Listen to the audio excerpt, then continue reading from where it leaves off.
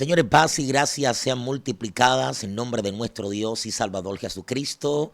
Este es el podcast de Joel Ruiz y sus amigos, espacio producido por la Escuela de Formación Ministerial Puente de Conocimiento, acercando a nuestras comunidades evangélicas al mundo académico. No olviden nuestro lema: nosotros no lo sabemos todo, vivimos en un continuo aprender, por eso nos identificamos como Puente de Conocimiento. El día de hoy le tengo un tema sumamente interesante: la rendición de cuenta de la fe. No voy a tomarme mucho tiempo, estoy un poco agotado. Después de haber agotado mi rutina de ejercicio, me animé. Sí, me animé después de haber tenido casi un mes y varios días o semanas sin producir contenido. Pues me llamó mucho la atención algunas cosas que estoy viendo en las redes sociales, en especial de nuestra gente de mi comunidad pentecostal. Creo que también puedo vincularlo con el primer y último live que he realizado, el live de el desafío apologético en el siglo XXI, que muchos de ustedes recuerdan. Creo que lo que voy a abordar el día de hoy va a ser sumamente interesante y le va a aportar bastante a mi comunidad evangélica. Pero no sin antes saludar a mi barbero oficial, mi gran amigo Chichorrá, ahí en el 27 de febrero, calle 2, esquina 13, cercano a la calle Albert Thomas. Si usted desea, señores, instalarle el cristal de su vehículo, no duden en llamarnos, porque tenemos al pastor Ronnie, mi gran amigo, ahí en Villamella, un especialista en poner su vehículo clean, así mismo, clean. Tenga cuidado, le pueden también poner una multa por usted andar con un cristal roto que le impide la visibilidad o la clara visibilidad. Claro, usted está en riesgo de que le pongan una multa, porque eso es una infracción. Entonces no dudes en contactarnos, ahí estamos también. Saluda distribuidora Precio de Campo J&A, que es mi empresa, por la misericordia de Dios. Estamos ubicados ahí en la Avenida Los Restauradores, número 84D, frente a la Boutique Milán. Sí, saludo para mi gran amigo de la Boutique Milán, y ahí estamos nosotros. Mire, por tantas manos que atraviesa o que pasa el producto, cuando llega al consumidor final, obviamente llega a un precio muy alto que mucha gente de nuestra periferia no tiene la capacidad de poder comprar grandes cantidades. Por ejemplo, en mi negocio van gente: dame media libra de chuleta. Tú dices, wow, pero ¿por qué compra tan poco? No, esa es su realidad, obviamente esa es su condición económica. Cada persona va a comprar conforme no solamente a lo que necesita, sino a lo que tiene la capacidad de comprar. Por eso nosotros somos distribuidora a precio de campo, intentando llevar un producto al precio final de nuestra gente de la periferia, que pueda adquirirlo casi como sale de la propia fábrica. Mis clientes son testigos de esto. A veces le ganamos 8 o 10 pesos al producto al por mayor, y muchas veces así mismo también se lo vendemos al distribuidor para que puedas consumirlo y adquirir un producto sin que tenga un precio muy elevado. Bueno, ahora sí, vamos arriba. Chicos, ¿cuántos de ustedes recuerdan el video el en vivo que realicé acerca del desafío apologético en el siglo XXI? Yo le decía que inmediatamente ustedes entran en el campo apologético, obviamente se desvinculan de la evangelización. Voy a repetírselo de nuevo. Todo el que produce apologética, eso está bien, eso está perfecto. Pero hay un hilo muy delgado entre lo que es la apologética y el evangelicalismo, que cualquiera que se interese por el desarrollo o el ejercicio apologético inmediatamente va a caer del evangelicalismo. ¿Por qué razón? Porque cuando tú realizas un trabajo apologético y te diriges a cierta persona con propiedad y autoridad, diciendo cierta práctica de ciertas comunidades, la composición gramatical de cierta canción del cantante fulano de tal, que la práctica de espiritualidad que realizan ciertos grupos pentecostales, obviamente tú estás haciendo un ataque hacia esa persona, y ellos no se van a quedar de brazos cruzados, te van a responder, te van a invitar a debate, obviamente van a hacer también crítica despectiva sobre tu persona, y tú vas a tener que empezar también a responderle. Obviamente, cuando entras en el campo apologético, te desvincula del evangelicalismo. Sí, no, o nos desvinculamos del evangelicalismo. Bueno, recientemente he visto los grandes ataques que le han realizado al joven que mencioné en mi en vivo, al cual prácticamente le había emitido un saludo, que es al joven Brian Herrera. Sí, no sé si ustedes han visto lo que está ocurriendo en las redes sociales, y yo voy a explicarle esto, cómo se da esto. Señores, existe algo muy importante que se llama la rendición de cuenta de la fe. Así, rapidito. Les voy a recomendar que ustedes se lean el texto, porque eso es una maravilla de texto. Es como ver una película de Netflix, una serie de Netflix. Se llama Historia de los Concilios Ecuménicos de Giuseppe Alberigo. Giuseppe Alberigo. Por Dios, léanse eso, por favor. Y le empieza a plantear en el desarrollo, en su narrativa del libro, dice: ¿cuáles fueron esas causas, esos elementos distintivos que caracterizaron la realización de esos primeros concilios ecuménicos? Señores, número uno, la formulación de la fe. Y esto se debe a que había que hacer una rendición de cuenta de la fe. Esa rendición de cuenta de la fe obviamente se da dentro del marco de la confrontación de las distintas corrientes que se están desarrollando. Voy a explicárselo llano en español.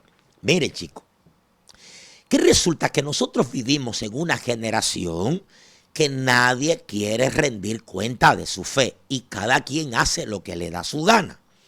Y cuando esos grupos o ciertos sectores empiezan a articular, ya sea en sus predicaciones, en su articulación, exponiendo públicamente la construcción de su espiritualidad, cómo suben a los montes, cómo Dios empieza a usarlos hablando en lenguas extrañas, etcétera, etcétera, donde oran, en qué cueva entran, la composición gramatical de sus canciones, etcétera, etcétera. Cuando estos sectores o grupos empiezan a ser confrontados, de repente se rebelan contra aquel que lo confronta.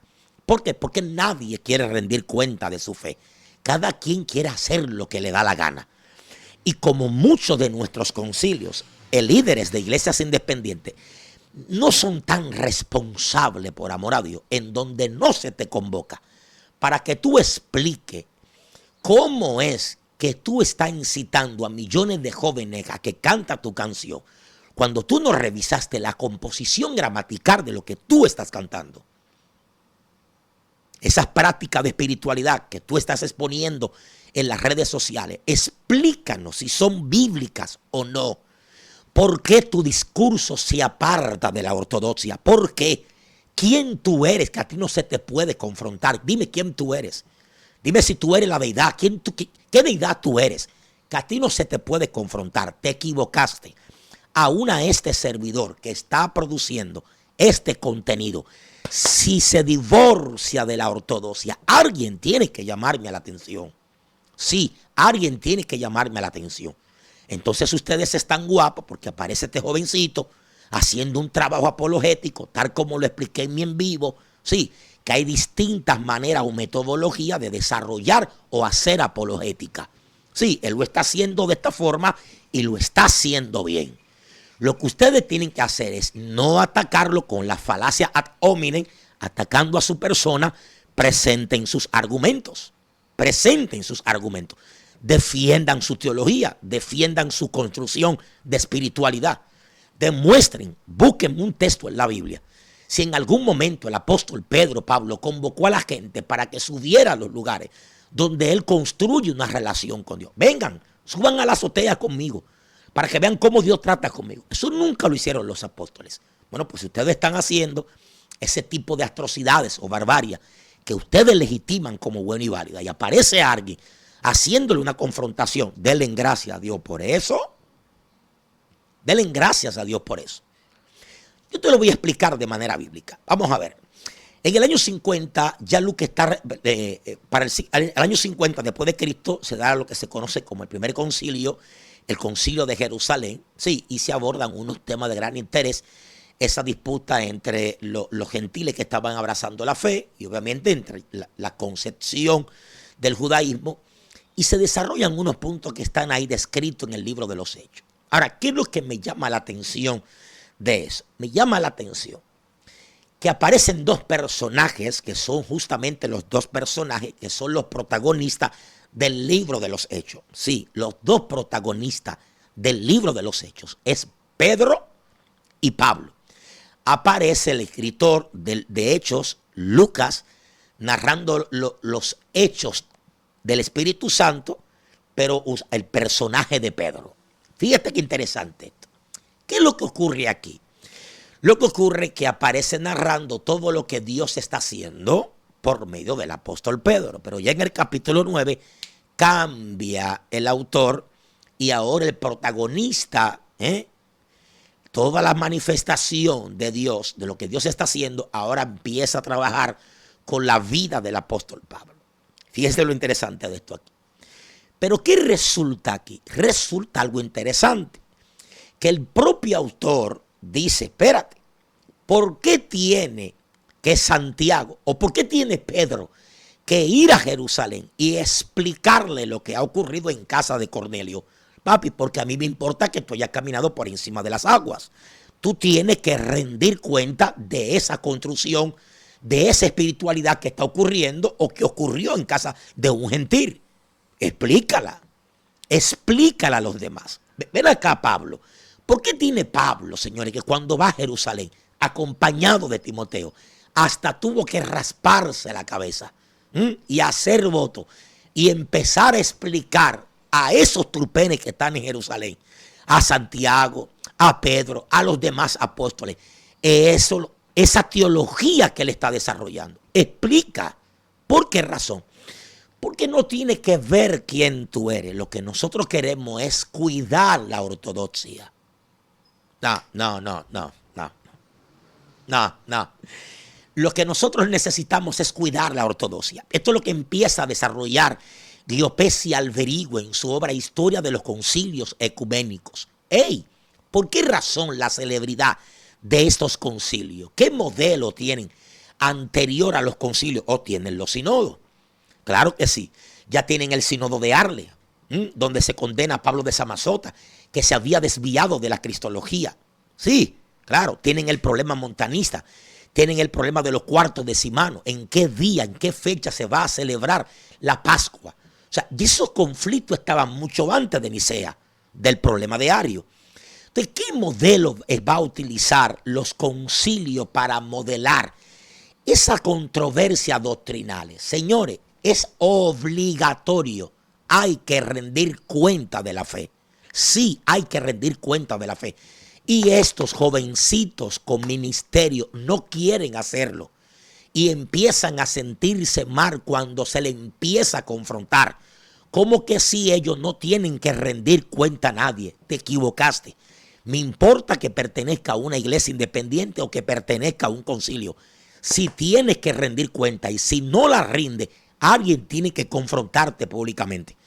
Porque no se va a permitir que ustedes se divorcien de la ortodoxia y articulen un discurso completamente herético y empiecen a vender en las redes sociales prácticas de espiritualidad que no son bíblicas y empiecen a hacer show y espectáculo en actividades de cosas que son herejías, que Dios no le ha ordenado a ustedes que la hagan. Sí, alguien tiene que confrontarlo. Punto. Así de sencillo. Alguien tiene que confrontar, no ustedes, a mí, a cualquiera. Eso tiene que ocurrir. Y eso es saludable. Voy a explicártelo de otra forma. En lo que nosotros conocemos como proceso de gestión pastoral, voy a explicarte 3 elementos obligatorios, constitutivos, que obligan a un pastor a tener que llamar a cuenta a cualquier creyente que hace vida de fe colectiva en la iglesia a la que él pastorea. Por ejemplo, mi pastor Diego Cedeño está en la obligación de llamarme a mí por 3 cosas esenciales. Número 1, por mi desarrollo doctrinal. Hermano, pues yo soy maestro y predicador del Evangelio de Jesucristo. Vivo agotando una agenda ministerial. Soy invitado en diferentes iglesias. Tiene que haber una supervisión de mi desarrollo doctrinal. ¿Por qué razón? Porque yo siempre voy en un proceso de continuo aprender. Sí, es muy probable ya que el mes de febrero empiece el doctorado. Mire qué interesante esto. Yo puedo vincularme relacionarme con ciertos compañeros teólogos, puedo coquetear y enamorarme con una doctrina que puede hacerme sacar de la ortodoxia. Así de sencillo. Puedo palpar un texto, mezclarme con ciertos pensadores de distintas corrientes que pueden seducirme y yo puedo desviarme de la fe en materia doctrinal. Sí, eso puede ocurrir. Y yo voy, en mi articulación de mi discurso, yo voy a expresar lo que yo creo que es, lo que he aprendido, lo que creo que es cierto.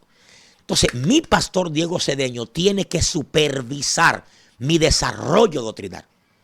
¿Por qué razón? Porque yo estoy bajo su supervisión, que yo hago vida de fe colectiva en una iglesia. El segundo elemento que obliga a mi pastor a llamarme la atención es por mis expresiones morales o desarrollo moral. Claro, puede ser que el don esté, la formación la tengo, pero vamos a ver cómo yo me comporto moralmente entre mi comunidad cristiana. Sí. Mira, lo dejaron amanecer en una casa y había un role ahí y se perdió. Mira, hay un tema por ahí que fue a tal sitio ahí y embarazó a una mujer. ¿Ustedes están entendiendo esto? Mira, le cogió un dinero, fue a Moca a predicar y le cogió un dinero a unos pastores prestados ahí, mas nunca se lo ha devuelto.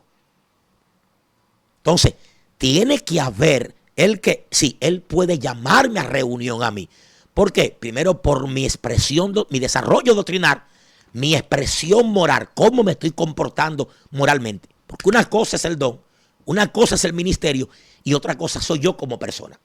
Y la tercera causa que obliga a un pastor a tener que llamar a uno de sus miembros es la siguiente: porque tú eres persona. Lo explico. Joel, ¿cómo está? Dime, ¿pagaste el apartamento? ¿Cómo está económicamente? ¿Cómo está tu salud? ¿Cómo van tus chequeos médicos? ¿Cómo va tu rutina de ejercicio? Dime, ¿cómo va? ¿Cómo está tu sexualidad? Sí, ¿cómo está tu sexualidad? Claro, él tiene que llamarme y dialogar conmigo en ciertas ocasiones porque yo soy un ser humano. Independientemente de que yo ejerza un ministerio, que cualquiera crea que por lo que yo enseñé o prediqué en una iglesia yo no tengo problemas, yo tengo problemas porque yo soy un ser humano. Yo soy un ser humano. Yo tengo luchas, tengo debilidades. Él tiene que saber si yo tengo lo suficiente, si yo tengo una independencia financiera, si tengo capacidad económica para cubrir mis gastos. Él tiene que saberlo. O puede preguntármelo también. Entonces, esas son las tres causas por las cuales. Vamos a ver, voy a repetirla. Desarrollo doctrinal, expresión moral y porque soy persona humana. Entonces, no me digan ustedes a mí que ustedes no se sienten mal. Que tú no tienes la unción que nosotros tenemos. Yo no te veo a ti echando fuera demonios. Que yo creo que él es bautista. Él ni siquiera es pentecostal. Papi, esos son falacias ad hominem. Olvídate de eso, viejo. Tú no tienes que ver que él sea bautista, que él sea pentecostal. No tiene que ver con eso. La verdad es verdad y es de orden epistémica. Es de orden epistémica. Por lo cual, tú tienes que tener la capacidad de demostrar bíblicamente que lo que tú estás haciendo es correcto. Porque yo lo observo a ustedes, que ustedes invitan a sus programas a personas que hace años se apartaron de la ortodoxia y ustedes se ríen con ellos porque para ustedes eso es una jactancia. Y lo siento de jovencitos, inocentes, inmaduros, que ven su programa, empiezan a legitimar como bueno y válido esas enseñanzas heréticas que ustedes cuelan en sus programas de YouTube. Ahora te sientes guapa porque te están confrontando. Claro que tienen que confrontarte. Claro que hay que confrontarlo ustedes. Así es. Los apologistas, prepárense los ministros, los rabinos. ¿Cómo así? Que la causa por la cual David no mató a Goliat porque eran primos hermanos. Basura. Eso es eso, mijo, mira. Mira, mijo, eso es Midrash. Oye, eso es Midrash. Esos shows y esos cuentos, eso es Midrash. Eso no es teología protestante. Eso no es teología. Demuéstrame la Biblia. Demuéstralo bíblicamente eso. Pero demuéstralo bíblicamente. Demuéstralo bíblicamente. Identifícate quién tú eres. Sí, tú que has coqueteado con la teología rabínica, que ustedes mismos desconocen que eso es teología farisaica y desconocen lo que el propio Talmud, tanto que ustedes lo exaltan, hablan de su Dios, de nuestro Dios y Salvador Jesucristo, que le llaman perro a Jesús en el Talmud. Ustedes son tan ignorantes que no entienden eso. ¿Mm? Entonces, claro que hay que confrontarlo. Porque ustedes llevan a sus canales de YouTube a toda esa gente. Y el mundo lo ve. Claro, hay que confrontarte, príncipe. La canción es bonita, pero no es bíblica. Claro. Claro que me llama la atención. Claro que yo le he cantado también mientras voy conduciendo en mi carro. Porque ella es bonita. Pero te sentaste. ¿Rendiste cuenta de la fe? Dime, ¿rendiste cuenta de la fe? Ah, es que nadie quiere. Lo dijo bien el filósofo Martin Heidegger. Vivimos en la época de la habladuría. Hoy todo el mundo habla. El problema es quién da cuenta de lo que habla. Son sofistas, son habladores. Demuestra lo que tú dices. Demuéstralo. Pero demuestra lo que tú dices.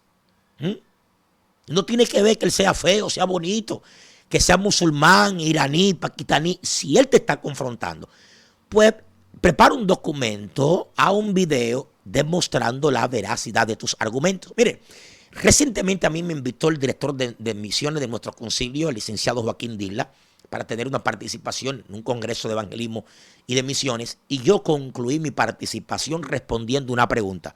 Voy a externarla aquí. Me preguntaron, Joel, usted como teólogo, ¿qué dices acerca de estos shows y espectáculos de esta gente en las campañas tirando agua y aceite? Señores, miren cómo yo respondí a esa pregunta.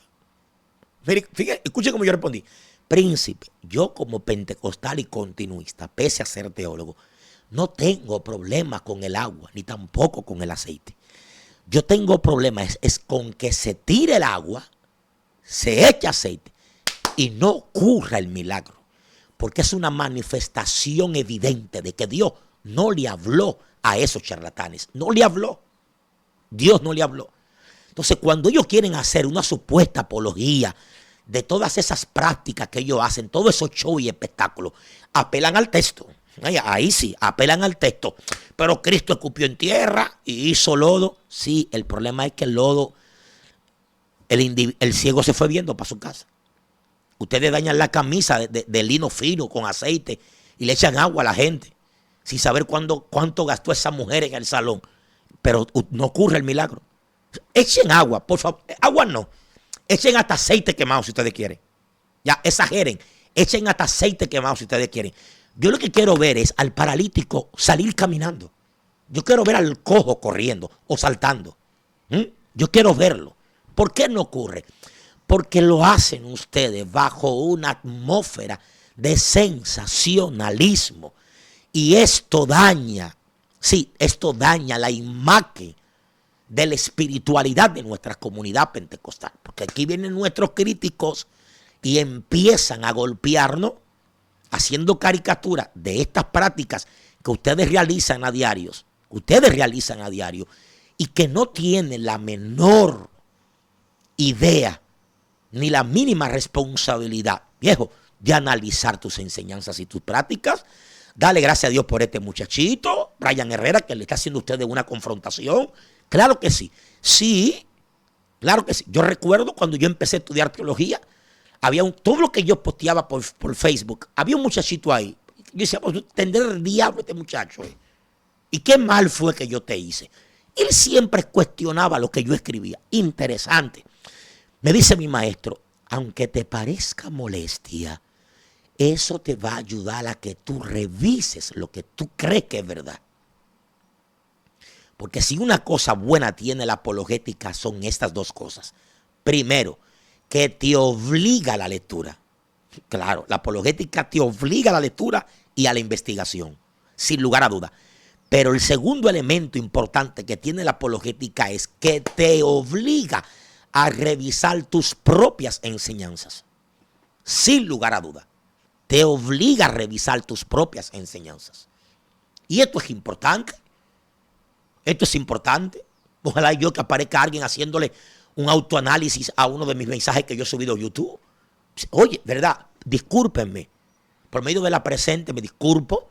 Claro, este punto es neurálgico. Puede divorciar a la gente de la ortodoxia. Sí. Después de unos años de reflexión, meses de reflexión, haber consultado con mis maestros, yo mismo en oración, reconozco que eso es lindo por amor a Dios. Porque esto está ocurriendo en todas las esferas. Nunca he visto a un político decir por este medio, este comunicado de prensa, para comunicarle a ustedes que nosotros hicimos una contrata para la construcción del puente, nos equivocamos, nos confundimos, no hicimos las investigaciones del lugar, 2-3 millones de dólares fueron desfifarrados. ¿Qué?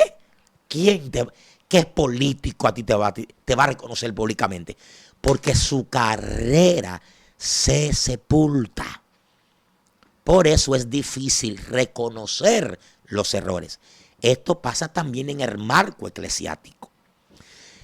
Y como tenemos debilidades institucionales y eclesiásticas, aquí voy, me disculpan los obispos conciliares, ningún obispo de cualquier concilio se querrá casar con el comentario detrás de él de que en su gobierno se dividió tal concilio o se le fueron 20 o 30 iglesias. Ningún obispo se quiere casar con ese comentario. ¿Por qué? Bueno, por lo tanto, hoy en día existen hasta en los concilios lo que se llama permisividad doctrinal. Sí, pastores de diferentes presbiterios enseñando cosas que no son bíblicas y son dejadas pasar por alto. Y son neurálgicas, vinculadas con la ortodoxia. Sí, pero no se llaman a confrontación porque yo no quiero que ustedes se desvinculen de la institución. Sí, y estos muchachitos que pertenecen a iglesias independientes no les rinden cuenta a nadie. Sí, no les rinden cuenta a nadie. Obviamente mucho menos. Y el grupo de líderes que tienen al lado de ellos no tienen la formación teológica para hacerle un llamado de atención a la pastoral. Líder, usted es el ángel de esta iglesia, usted es el pastor de esta iglesia. Pero con todo el respeto, bíblicamente esto no es así. Bíblicamente esto no es así. ¿Entiendes? Lo que hacen es que le celebran todos sus discursos, le aplauden todo su show y espectáculo. ¿No está entendiendo esto? Esto es interesante entenderlo, porque no hay en esta generación rendición de cuenta de la fe. Historia de los concilios ecuménicos. Diopesia Alberigo. Es un texto poderoso. Eso es un texto poderoso. Ustedes tienen que leerlo. ¡Ey, espérate! Hay que rendir cuenta de esto. Sí, hay que rendir cuenta de esto. ¿Dónde tú estabas, Pedro? Yo entré en casa de un tal Cornelio. Sí. Y de repente empecé a hablar y se metió Dios y todo el mundo al corredero.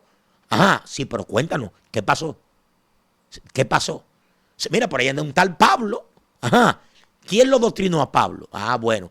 Él dice que ha tenido experiencia personal, que lo que él enseña, el propio Cristo se lo enseñó.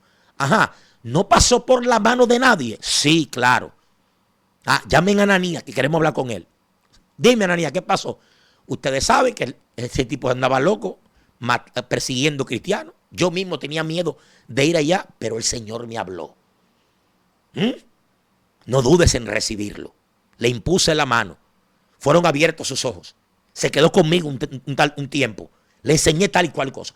Rindan cuenta de la fe, que esto no es lo loco. Esto es bíblico. Rindan cuenta de la fe. Esto es bíblico. No tiene que ver quién sea. Necesitamos rendir cuenta de la fe. Porque hay que cuidar la ortodoxia. Repito, hay que cuidar la ortodoxia. Por Dios, señores, esto es preocupante. Esto es preocupante. Doctrinalmente no se están haciendo rendiciones de cuenta. Veo un liberalismo hasta en muchos concilios.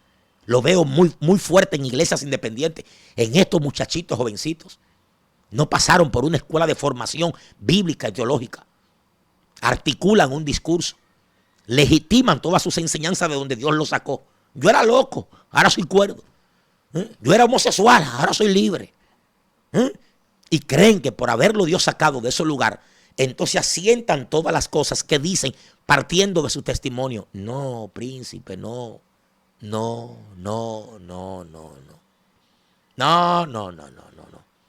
Así no.